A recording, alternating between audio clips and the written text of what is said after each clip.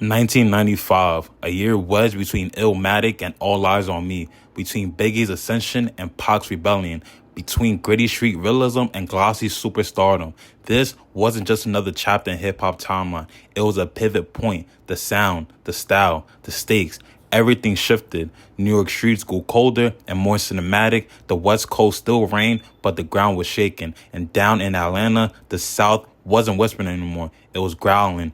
This was the year that gave us the infamous Me Against the World, Only Built for Cuban Links, and East 1999 Eternal. Albums that weren't just music, they were movies for the mind. It was the year Tupac went to prison and still went #1. The year Raekwon and Ghostface introduced the world to Mafioso rap. The year Bone Thugs and Harmony harmonized murder into melody. The year the South stood on the Source Award stage and told the world the South got something to say. This is the story of 1995. Not just the hits, but the wars, the wounds, the words that shook the world. I said ditto, we can trade places, lifted in the staircase. Word up, peace incarcerated, star thug related style, attract millions. Fans, they understand my plan. Who's the kid up in the green land? Me. Wake up, wake up, wake up, let's wake up, wake up. Get up, get up, get up, get up, get up. Wake up, wake up, wake up, let's wake up, wake up. Get up, get up, get up, get up, get up. Wake up. Your hands, everybody, if you got what it takes. Cause I'm KRS and I'm on the mic and Premier's on the breaks.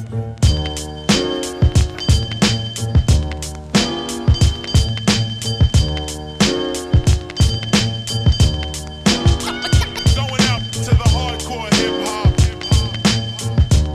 As 1995 began, hip-hop was entering a new dimension. The golden age was in the rearview mirror. Those early days of lyrical pioneers like Rakim, KRS-One, Big Daddy Kane, and Kool G Rap, who once ruled the mic with futuristic flows and street-coded philosophies, were beginning to feel like the history class. The landscape has changed, the rules had evolved, and the stakes they'd never been higher than before. The rap game was no longer a tight-knit circle of underground poets. This was now a cultural empire in motion. Major labels had their claws in the scene. Radio programmers were paying attention. MTV was airing rap videos in regular rotation. And for the first time ever, hip-hop was beginning to decide what pop culture looked like. But while the world watched rap grow into a billion-dollar force, the heart of the culture was facing an identity crisis. Who was running the game? What did hip-hop even sound like anymore? And where was it headed? On the East Coast, there was hunger, a desperate hunger to reclaim the throne. Just a year earlier, in 1994, Nas had released Illmatic, an album that critics hailed as a holy scripture of lyricism. It wasn't a commercial juggernaut at first, but on the streets of Queensbridge and beyond, Illmatic felt like gospel. It reconnected New York in the conversation. It reminded the world that rap didn't start in sunny California. It was born in the concrete chaos of the Bronx. Then came Ready to Die.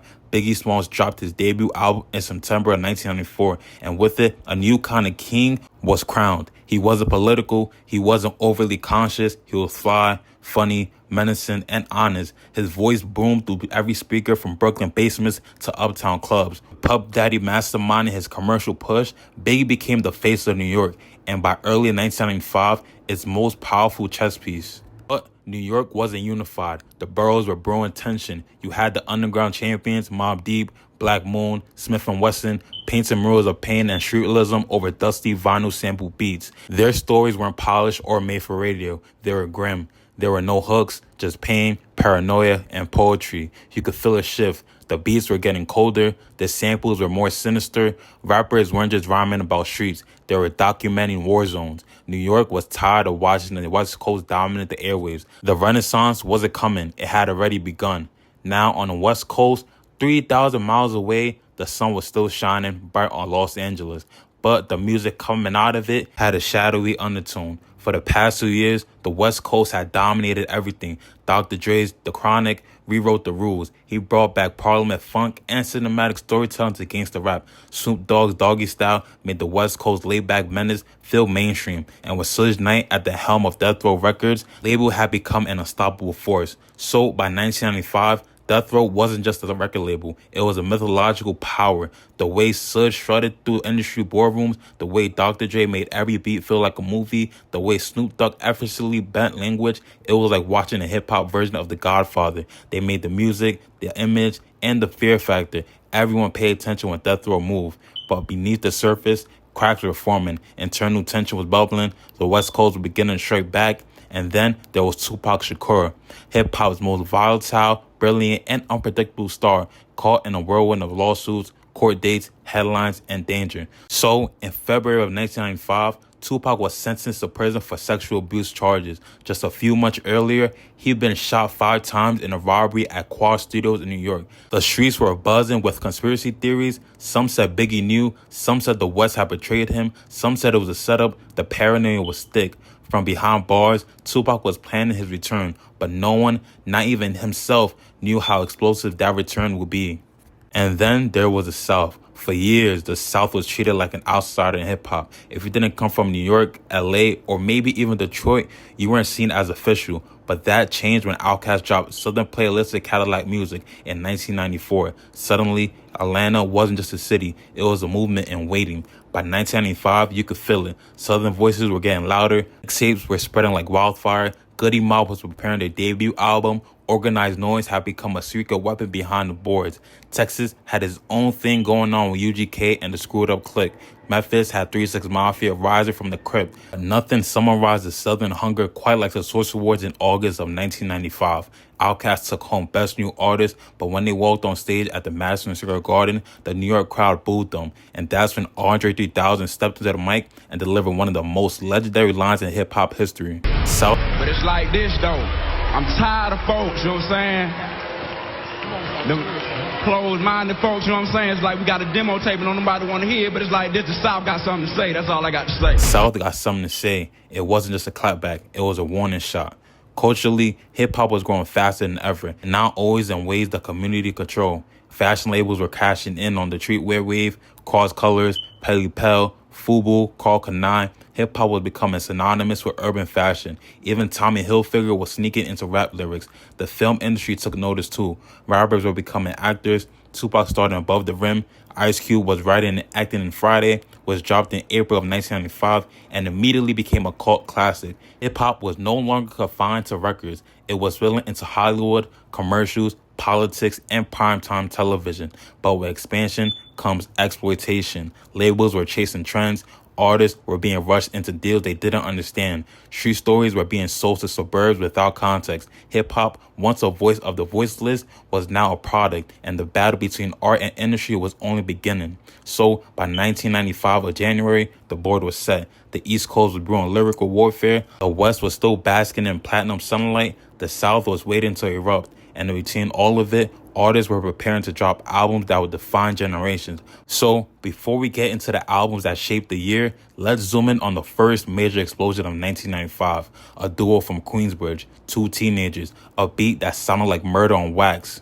I got you stuck off the realness. We be the infamous, you heard of us. Official Queensbridge murderers. The mob comes equipped for warfare. Beware of my crime family who got enough shots to share for all those who want to profile and pose. Rock you in your face, stab your brain with your nose bone. The year was only a few months old when the ground began to shake. The tremor didn't come from LA or Atlanta. It came from Queensbridge. 2 young men, one named Prodigy, the other named Havoc, dropped an album that sounded like the inside of a cold-blooded killer's psyche. It wasn't polished. It wasn't commercial. It was survival music. The Infamous, released on April 25th of 1995, The Infamous hit the streets. It didn't just announce Mobb Deep. It announced a new mood. This was the sound of the West Coast stripping down its soul. Gone were the playful hooks and jazz flourishes of earlier New York rap. What remained was something leaner, meaner, and darker. From the moment Shook One's Part 2 opens with the sinister piano loop, you transported into a world where every breath could be a last.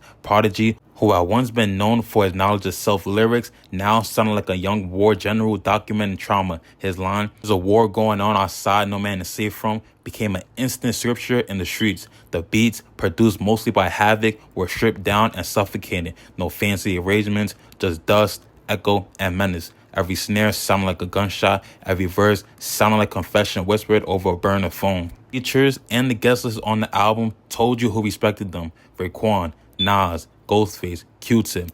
These weren't rookies anymore. These were soldiers. The Infamous wasn't just an album. It was a survival kit. While Mobb Deep was setting New York on fire across the country behind bars at Clinton Correctional Facility, Tupac Shakur was doing the impossible. He released an album that was introspective, poetic, furious, and vulnerable, and it went #1 while he was in prison. Me Against the World was Pac at his rawest. Gone were the party anthems of Strictly for My Niggas. This was a young black man grappling with morality, betrayal, fame, and systemic oppression. He wasn't yelling to be heard anymore. He was bleeding through the mic. On So Many Tears, Pac sounds exhausted, like he already died and came back. Lord knows I tried, he mutters, like a man who no longer expects forgiveness. And then there's Dear Mama, a song so heartfelt, so universal that even the toughest corners couldn't help but salute. It became the national anthem for anyone who ever watched their mother struggle, cry, and survive. The album wasn't about radio, it was about legacy. Even locked up, Tupac had the entire rap world under surveillance. From Dear Mama, you all appreciate it. From the snowy streets of Cleveland came a sound no one could have predicted. Bone Thugs and Harmony were different. They didn't sound like East Coast boom bap or West Coast G-Funk. Weren't jazzy or conscious or political. They were spiritual and spooky, fast, melodic, and otherworldly.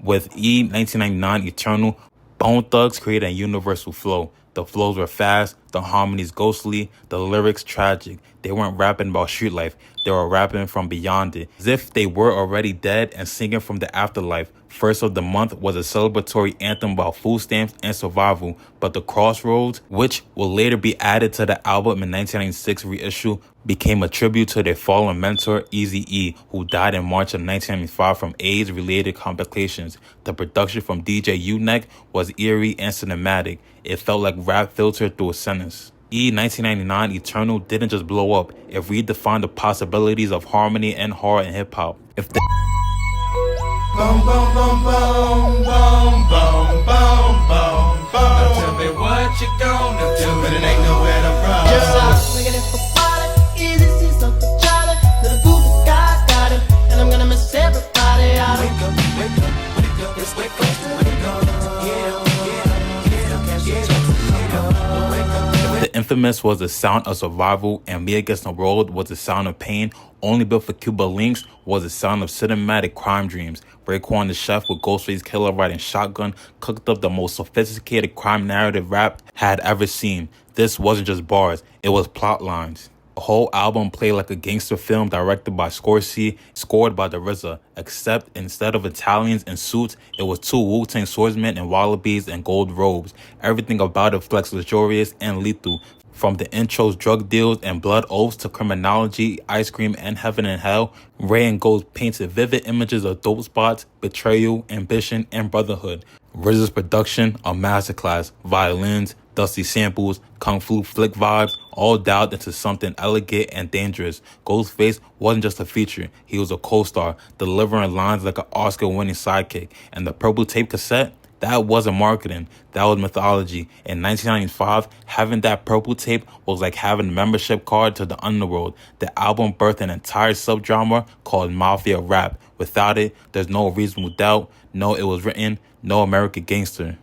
Yo, burst of arson, beat the arson. Many brothers I be sparking and busting, man, like inside the dark. Call me dope snatcher, just a brother for the rapture. I hang glide, holding on strong, hard to capture. Stand on the block, Reebok, gun cock, avalanche rock, get paid off, mass murderous services, chef, break 'em, watch the alley cats bake 'em, Pole 9 made 'em, drop grenades and take 'em, quick fast, we reflect like the sky be blue, true, Wu-Tang saga continue, Shaolin's finest, what up, boo, peace, your highness, yo, I'm lounging, big style, y'all niggas is the flyers, moves you're making, true five choosers, shaking out a rape patient, you're looking good, fly colored Asian, Girls cannot, but yo, I'm making the pit stop, going by a box of Glocks, he roll up, made a with yo, remember that kid that we Vic? He made $500,000 for real. He brought about 4 bricks. Yeah. While the East was sharpening swords, the West responded. On Halloween night, Death Row's latest duo, The Dog Pound, released Dog Food. Daz Dillinger and Corrupt had already appeared on Dr. Dre and Snoop Dogg albums, but now they had the spotlight. If Chronic was a mob boss and Doggy Style was a hitman, Dog Food was enforcers showing up to collect. The album was straight West Coast, laid back, funky, but with a bite. Corrupt's pen was sharper than ever. Daz not only rapped, he produced the majority of the album, proving he was more than just a sidekick in a death row machine. New York sparked controversy, especially when the video showed the crew stomping through the burning NYC skyline. The East didn't take it lightly. Mobb Deep, Capone Noriega, and others would eventually respond. It was no longer subliminal. The East versus West tension was boiling. Barbaric, versatile, you know kin of me, so how the fuck you inherit my style? Now, out the clear blue sky, I can't deny. Now the day goes by, don't get high, don't ask why. Turn the speakers up, buddy. Yo, God. Yo, I got this. See me, it's gonna take a miracle. I'm driving motherfuckers hysterical with a touch of this twister, stylistic mixture. Motherfuckers out there be like taking our stab, trying to do their own little thing. Corrupt from the SC. You wanna test me? Let's see if you'll survive 45 times. Like a hollow point headed for your dome. Take a couple steps, turn around in this zone. 1995 had more fire than most entire decades. Smith & Wesson dropped The Shining, an essential piece of the boot camp clique's underground domination. OC released Jewels, one of the most underrated lyrical masterclasses of the decade. Big L's lifestyle over the poor and dangerous showed Harlem wasn't to be slept on. Cool J Rap and DJ Polo returned with 456 Mafioso's Tales, seasoned by age and venom. DJ Quick, Safe and Sound delivered G-Funk with jazz-infused class and technical wizardry. Mac 10's self-titled debut added more artillery to Ice Cube's West Side Connection movement, and LL Cool J, the veteran, dropped Mr. Smith, a commercial success that reminded everyone he could still seduce the ladies and spit with fury. 1995 wasn't about one region winning. It was about every region redefining its identity. The East was back with a vengeance, the West was sharpening its empire, the South and Midwest were evolving into full-blown movements, and the music was immortal. These weren't just albums. They were blueprints, manifestos, and diaries of revolution. They didn't just sell, they shaped generations, and the ripple effects of these releases will be felt for decades to come. But the music wasn't the only thing shifting in 1995. Something deeper was changing. The culture was at war with itself, and the industry was only fanning the flames. An album is a statement, but a single is a mission. In 1995, the streets weren't just listening to rap albums front to back. They were living inside anthems, songs that boomed from car speakers, thumped through club walls, and echoed down stairwells. These weren't just hits, they were movements in miniature, and some of them, they still haven't left the culture. Just like Mobb Deep with Shook Ones Part 2, Dear Mama, First of the Month by Bone Thugs and Harmony, I Got 5 on Them by Lunas, I'll Be There For You, You're All I Need to Get By with Method Man and Mary J. Blige. There's Anthem by Junior Mafia featuring the Notorious B.I.G. 1995 was flooded with sonic moments. Cell Therapy by Goody Mob, This Is How We Do It by Montel Jordan, MCs Act Like They Don't Know by KRS-One. These records didn't just chart, they shaped the identity of 1995. In a year dominated by legendary albums, it was the singles that turned moments into movements. These songs blared from passing cars, echoed down project hallways, and poured out the club speakers at 2 a.m. They weren't just background noise, they were soundtracks of life in the trenches. Joy, struggle, love, revenge, hunger, and escape. Some made you think, some made you cry, some just made you want to throw your hands up and wild out. But every single one of them, they moved the culture. I'm kinda buzzed and it's all because this is how we do it. South Central does it like nobody does. This is how we do it. Want it, got it, grab your phone, let's get keys. I got 5 on it, messing with that in the weed. I got 5 on it. Baby Biggie Small. I'm surrounded by criminals, heavy rollers, even the shiesty individuals. Smoking skunk and mad Phillies, beating down Billy badasses, cracks and stacks and masses. If robbery To me now, believe me later on in the future. Look at the credit scene in the Constitution that in the event of a war places like Operation Heartbreak hotel, moments tell until. But behind the music, the industry was shifting. Tensions were building, alliances were crumbling, and one event will turn the entire culture upside down. OC dropped Time's Up, which actually dropped in 94, but got heavy radio play in 95. Smith & Wesson dropped Bugtown, a Brooklyn anthem that defined boot camp's cliques, street dominance. The Far Side dropped Runnin', had J-Dub's production, which helped this record float and glide while the group tackled fear, anxiety, and escape. The singles of 1995 weren't throwaways, they were blueprints. They taught you how to survive, how to hustle, how to dream, how to mourn, how to fall in love with the sound of your struggle.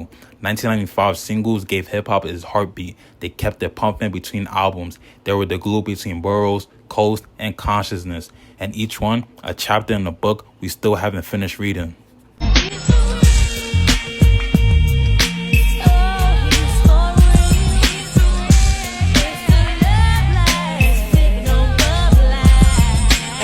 I window watch out the Marriott, owning or owning co-ops, farm drop top hoops and yachts, guzzling straight shots and scotch, formulating up plots to escape from Salem's lot, cause it's scorching hot. Make it trying to show no mock it was shown, but when it's on, then it's on.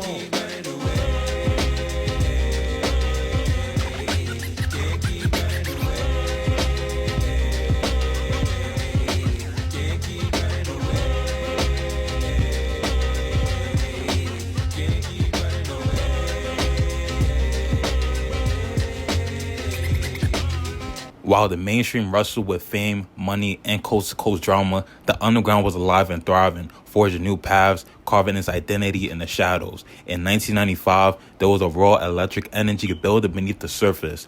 The kind that didn't chase trends, it creates them. The underground wasn't defined by radio spins or gold plaques. It was defined by purity, lyrical warfare, vinyl, tapes dubbed 100 times and passed hand to hand. College stations like WKCR, Stretch and Barbito, and NYU's WNYU 89.1 were the frontline soldiers. These weren't just radio hosts, they were gatekeepers of the culture. If you spit fire in a booth, you weren't local anymore, you were up next. Let's make something clear though. 1995 wasn't just the year of platinum records. It was the year that sparked revolutions inside basements, record stores. In New York, a small crew was planting seeds that would one day challenge major labels.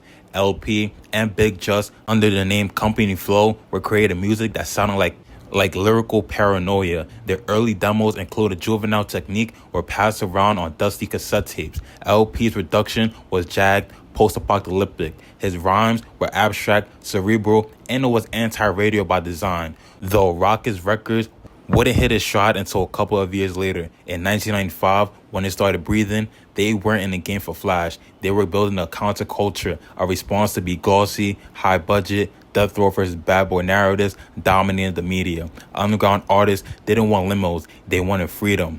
But you can't talk underground without mentioning Stretch Armstrong and Barbito Garcia. Their late night show on WKCR was a rite of passage, a hip-hop dojo, a battleground for young MCs to prove they had it. Before the labels even knew who they were, by 1995, they already had given platforms to unsigned versions of Nas, Big L, Jay-Z, Big Pun, Mace, DMX, and the Fugees. But that year, something changed. The tapes of their freestyle started becoming currency.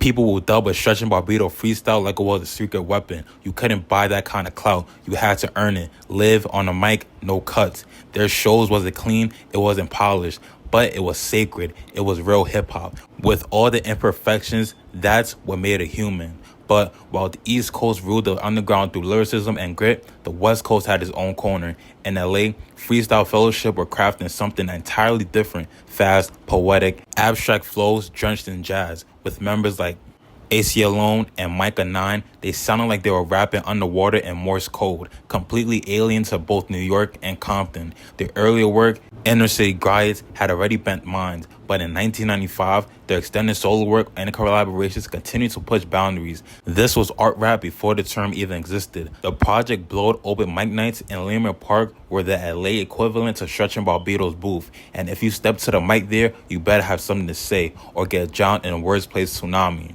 Before Buffalo will birth the Griselda movement in 2010s, 1995 saw a few forgotten blueprints that sounded eerily similar. Dusty loops, soul samples, and raw street poetry. Artists like OC, Artifacts, and Cellar Dwellers were putting out some of the most criminally overlooked work of the year. OC's Word Life, technically that got released in 1994, but still had radio play in 1995, introduced heads to thoughtful street philosophy with songs like Time's Up, still being quoted to this day. Artifacts, a graffiti-centric group from Newark, blended boom bap with rugged beats and bars and spray paint swagger. Cellar Dwellers out of Brooklyn had a dark mystical style that was ahead of its time. Otherworldly lyrics over swampy bass lines. But in 1995, if you couldn't get signed, you didn't wait. You pressed your own vinyl, printed your own inserts, and hit up every local mom and pop record shop with a box of 12 inches in your trunk.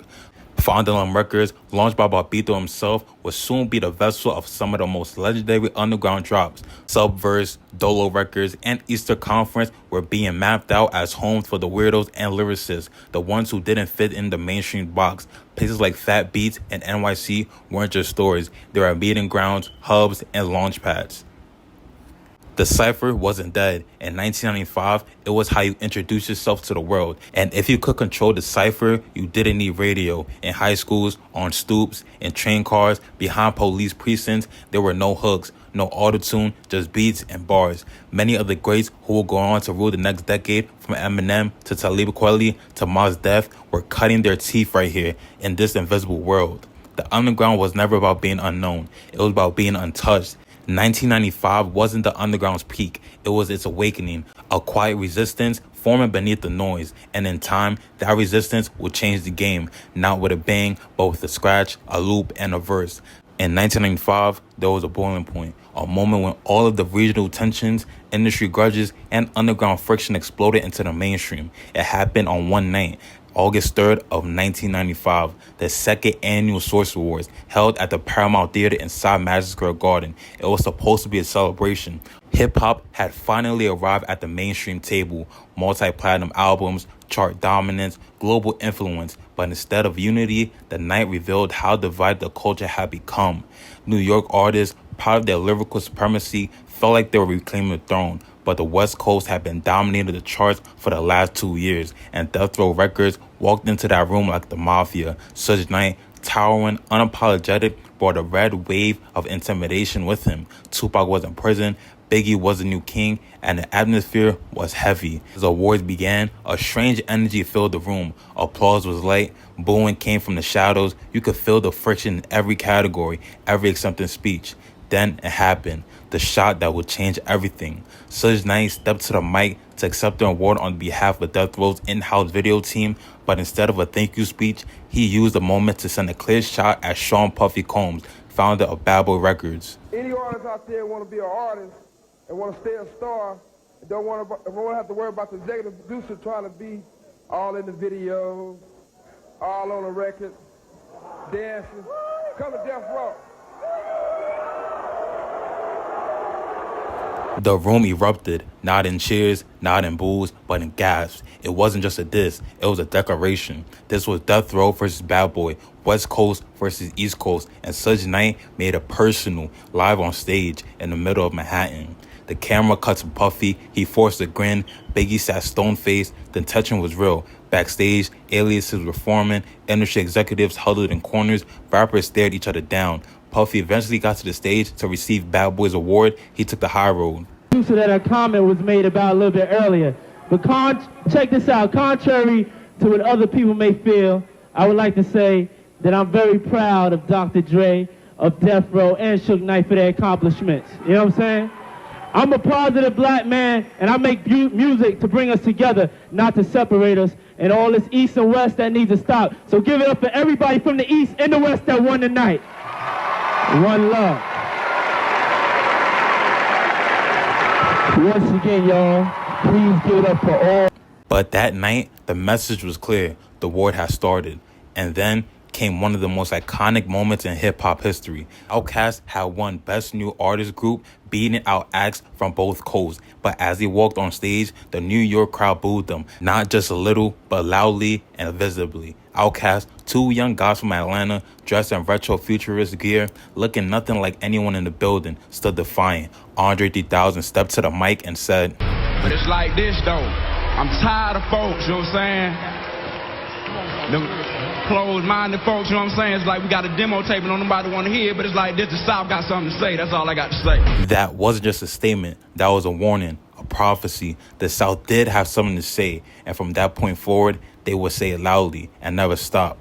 The 1995 Source Awards didn't just expose the fractures in hip-hop, it cemented them. The industry took sides, tensions rose, and months later, the East Coast-West Coast feud would spiral into full-scale media warfare. Tupac, recently released from prison, would soon accuse Biggie of betrayal. The underground violence of hip-hop will become headline news. The media began fanning flames, and the next few years will see blood spilled, both metaphorically and literally. But in that moment, on the stage, hip-hop transformed forever. No longer just music, no longer just art, it became a battlefield, a marketplace, a divided nation. And that night in New York, that was a shot heard around the rap world. 1995 wasn't just defined by albums, it was a year of anthems. Tracks that stormed the airwaves, shut down the clubs, took over the blocks, and permanently etched themselves into hip-hop history. This was a year where one single could start a movement, launch a career, or put an entire coast or city on the map.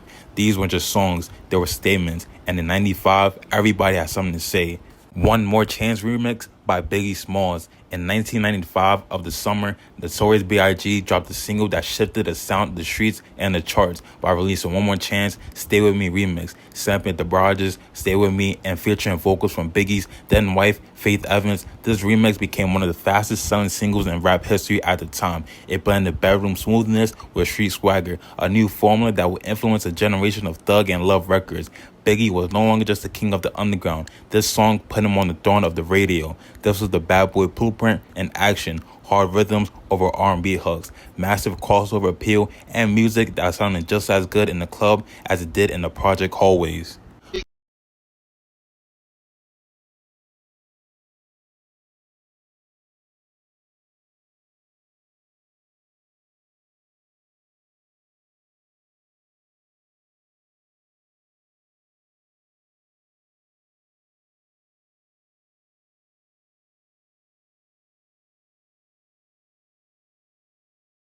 Early 2000s explosion of lyricists like Jadakiss, Benny Siegel, Styles P, Talib Kweli, Mos Def, Nas Reborn through Stillmatic, and even 50 Cent. All of them carried a trace of 1995's influence. You could hear it in the way they approached authenticity, how they treated verses like scripture, how they demanded that even if the beat was hot, the bars had to be hotter. But here's a real legacy. 1995 proved that hip-hop didn't need to sell out to survive. It didn't need to water itself down. It didn't need a radio hit to matter. It just needed truth, craft, and vision. It was the year that made it clear. You could be raw, regional, and real, and still be classic. That lesson rippled through time. It's easy to get lost in nostalgia, but 1995 isn't just a memory. It's a milestone. It's when hip-hop chose substance over surface, story over stardom, art over algorithm, and in doing so, it created one of the most powerful years the genre has ever seen. Because while some years changed the charts, 1995, it changed the soul of hip-hop. Hip-hop had always flirted with film, from Wild Style and Crush Groove in the 1980s to Juice and Menace to Society in the early 1990s. There were always already a cinematic rhythm to the genre, but in 1995, hip-hop didn't just flirt with Hollywood. It walked through the front door and started redecorating the whole house. Movies became mixtapes, soundtracks became albums, rappers became stars, and the world would start to notice something new. Hip-hop wasn't just music anymore. It was a visual culture. It was a language of expression that could dominate more than just charts. Friday, the comedy that became a classic. On April 26th of 1995, something special happened. A low-budget stoner comedy written by Ice Cube and DJ Pooh hit theaters with a $3.5 million budget with an all-black cast. Its name, Friday. What began as a modest story about two guys sitting on a porch turned into one of the most iconic films in hip-hop history. Ice Cube, transitioning from gangster rap legend to screenwriter and actor, flipped the script on what South Central stories could look like. Instead of gang wars and tragedy, Friday was full of comedy, relatability, and cultural richness. Chris Tucker's breakout role as Smokey became instantly legendary. Every scene became quotable. Every joke became a meme before memes existed. But it wasn't just laughs. The Friday soundtrack was a beast in its own right, featuring Ice Cube, Dr. Dre, Cypress Hill, Bootsy Collins, Scarface, and more artists. The soundtrack went double platinum. Some fans didn't even see the movie. They just bought the album. It was a blueprint. Movies with hip-hop DNA could win on every other level. Keep the heads ringing.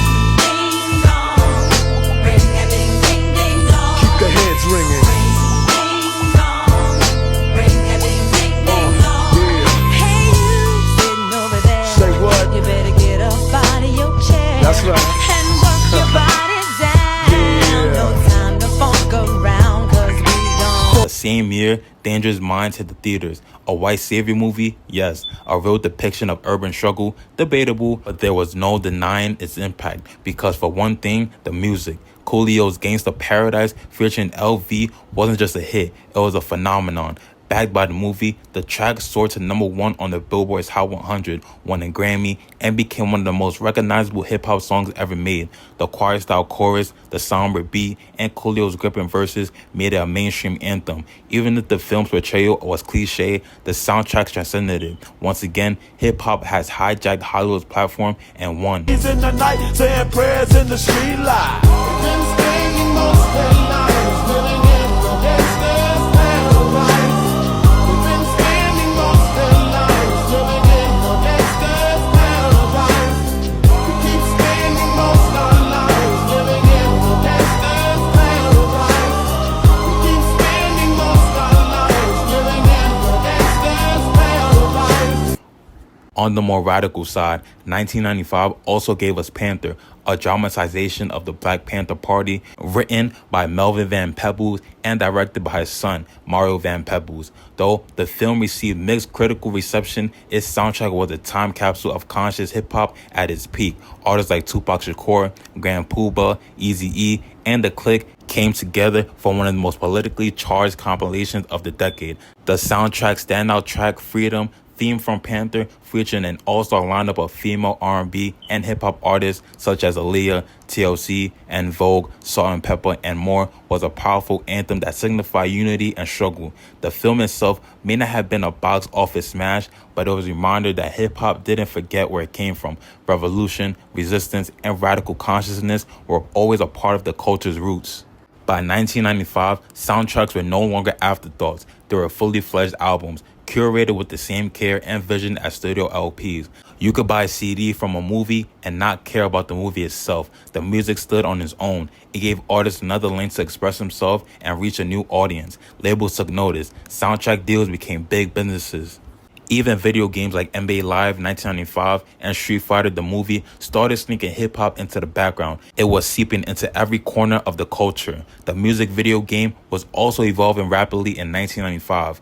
Directors like Hype Williams were starting to get serious recognition with his use of fisheye lenses, deep contrast, slow motion, and cinematic color palettes. Hype transformed music videos into many movies. Rap wasn't just about verses anymore. It was the visuals, the outfits, the attitude, and the locations. Big budget music videos were regularly shot in Hollywood studios or gritty urban landscapes with choreographed drama and storyline arcs.